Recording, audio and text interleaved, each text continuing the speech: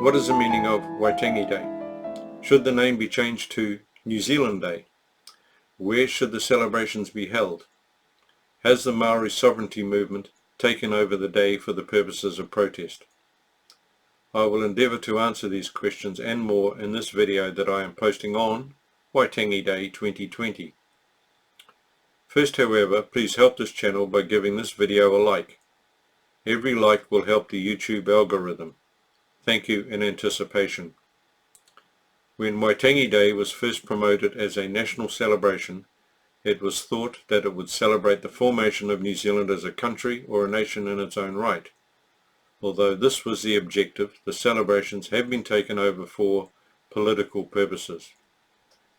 Governor Hobson stated when the treaty was signed that we are now one people. With this pledge he laid the foundation for our democracy. One citizen, one vote, regardless of race, colour, religion or gender. This is the real meaning of Waitangi Day. However, Waitangi Day has become a sounding board for the Maori elite and their campaign to gather to themselves a so-called partnership and thereby gain political control over New Zealand. This, in my opinion, is just apartheid, the promotion of one section of a country's population over any other based purely on the colour of their skin. During the Springbok tour of New Zealand in 1981, there were massive demonstrations in order to put pressure on the South African government to get rid of all their race-based laws, those that were discriminating against the black population of that country. These protests probably helped in the dismantling of the white-only government in South Africa. We should be happy to have contributed to that outcome. So why are we now attempting to bring the same style of race-based laws into this country? Until we are all treated equally and all race-based laws in this country are expunged from the statute book, we will not progress as far and as quickly as a nation as is possible. Would a change of name of Waitangi Day help to bring all our peoples together? Yes, it may help, but not without the cooperation of the Maori elite, and that is not at all likely in the present political climate in New Zealand.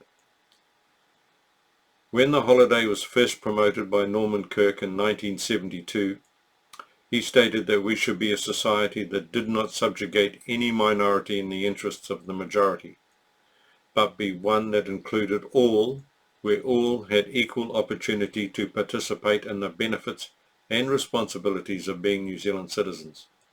Hence his decision to name the day New Zealand Day.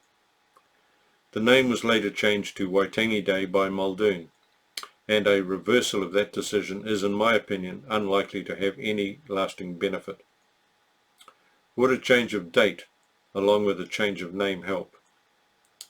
Although the signing of the Treaty of Waitangi was first on the 6th of February 1840, the actual date New Zealand became a nation in its own right was on the 16th of November 1840. That was when Queen Victoria signed into law the fact that New Zealand was to be separated from New South Wales and so become an entity in its own right. So, should New Zealand Day and the attendant celebrations be shifted to the 16th of November? No, I would not support such a move, as the real beginning of the nation was on the 6th of February, with the signing of the treaty. A treaty that was supposed to bring all people of New Zealand together as one people. Where should the celebrations be held? I think that the main celebrations need to remain at the treaty grounds in the Bay of Islands. This should not include any official celebration at the Lower Marae, as that has become the focus of all the protests. The treaty grounds is where the initial signing took place, and that is where historically all this began. However, I also believe that there is a possibility for celebrations throughout the country, just as there are on Anzac Day. We are one country and one people, so why not celebrate that fact wherever and however you want?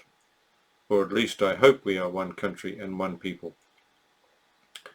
The Maori Sovereignty Movement has tried to take over the celebrations of nationhood to push their own agenda for the separation of powers and the domination by the Maori elite in the governance of New Zealand.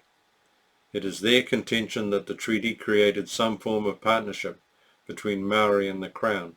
Nothing could be further from the truth. The treaty had only three objectives: the ceding of sovereignty over New Zealand to the British Crown, the protection of property rights and the granting of British citizenship to all the people of New Zealand. There were no so-called principles or the granting of any form of partnership. Until we as a nation treat everybody as equal, and not some form of Orwellian equality, where all are equal but some are more equal than others, we will not progress fully. So in summary, I believe that Waitangi Day should remain on the 6th of February, should remain as Waitangi Day, but it should not be used by any section of the society for the promotion of their own political agenda. I wait and hope that somewhere there is a political party that will put a stop to this race-based preference and remove from the statute books all reference to race and treat all its citizens equally based on need and not on racial grounds. I won't hold my breath. Well, that is the end of this video. If you would like to comment, both positive and negative, feel free, as it is good to have a two-way conversation. Remember to hit the like button, as that will help the YouTube algorithms.